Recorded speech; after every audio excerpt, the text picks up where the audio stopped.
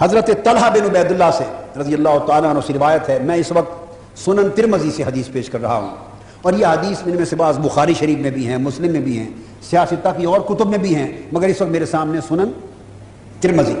حضرت طلحہ بن عبیداللہ سے مروی، آقا علیہ السلام نے فرمایا لکل نبی رفیق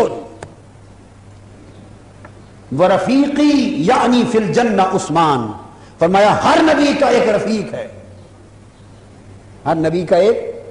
اور تحریک منہاج القرآن کے رفقا آپ کو مبارک ہو کہ یہ لفظ بھی آقا کی زبان پاک سے نکلا ہوا ہے، رفیق۔ آپ لکھتے ہیں نا فام رفاقت اور رفقا، اور آقا علیہ السلام نے بھی فرمایا ہر نبی کا ایک رفیق ہوتا ہے، تصور رفاقت کا وہاں سے لیا، اور فرمایا کہ میرا بھی ایک رفیق ہے جنت میں، وَرَفِيقِي فِي الْجَنَّةِ، جنت میں میرا بھی ایک رفیق ہے۔ پوچھا کون؟ فرمایا عثمان، جنت میں میرا رفیق عثمان ہوگا۔